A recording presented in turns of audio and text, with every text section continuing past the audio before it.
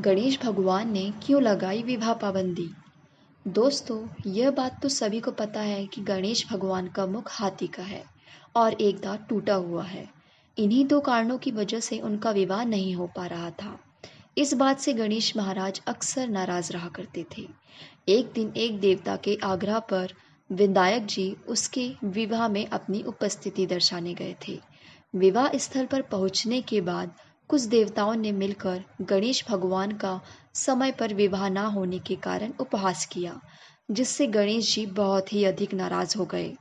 उसी दिन उन्होंने ठान लिया कि जब तक मेरा विवाह नहीं होता तब तक मैं किसी भी देवता का विवाह नहीं होने दूंगा। गणेश भगवान के पास विवाह और अन्य संदेश लाने का काम उनके प्रिय वाहन मूषक राज करते थे। अब मूषक राज जब भी किसी देवता के विवाह का समाचार लाते, तब गणेश जी उसे आदेश देते और मूषक राज अपनी सेना के साथ जाकर उस विवाह के मंडप को गिराकर तहस नहस करते एवं बारातियों को भी भगा देते।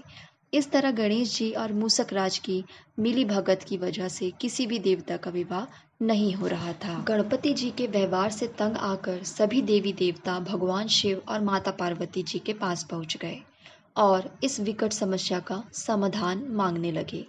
भगवान शिव और माता पार्वती ने कहा कि इसका हल तो आपको केवल ब्रह्मदेव जी के पास ही मिल सकता है। कृपा करके आप ब्रह्मलोक जाएं। माता पार्वती और महादेव को प्रणाम करके सभी देवी देवता ब्रह्मा जी के पास प्रकट हुए। देवताओं की समस्या को ठीक से सुनने के बाद ब्रह्मा जी ने अपनी योग शक्ति से दो कन्याओं का निर्माण किया। कन्याओं का नाम था रिद्धि और सिद्धि। वह दोनों ब्रह्मा जी की मानस पुत्रियां थीं। उन्हें लेकर ब्रह्मा जी गणेश महाराज के पास आ गए और उनसे अपनी पुत्रियों को ज्ञान एवं शिक्षा प्रदान करने का निवेदन करने लगे। ब्रह्मदेव जी का मान रखने के लिए एक दंत भगवान ने रिद्धि और सिद्धि को शिक्षा देना आरंभ किया। फिर उस दिन के बाद से जब भी मूषक राज किसी विवाह की खबर लेकर आते थे, उस वक्त रिद्धि और सिद्धि गणेश जी को अपनी बातों में उलझा कर रखती थी।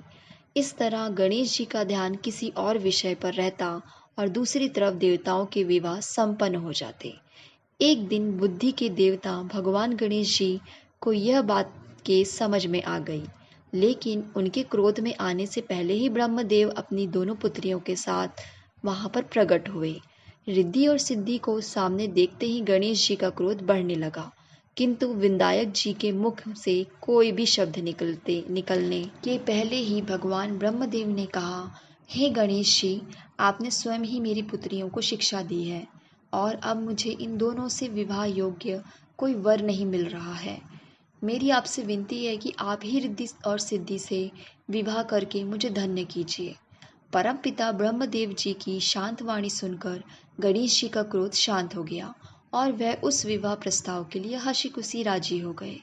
विवाह के बाद अपनी दोनों पत्नियों से उन्हें दो पुत्र प्राप्त हुए, जिनका नाम रखा गया शुभ और लाभ। यह थी गणेश भगवान के विवाह की कथा। दोस्तों, अगर आपको कहानी अच्छी लगी हो तो अपने दोस्तों के साथ शेयर कीजिए और कमेंट में ज़रूर बताइए कि कैसी लगी कहानी, और सब्सक्राइब भी करें। Thank you.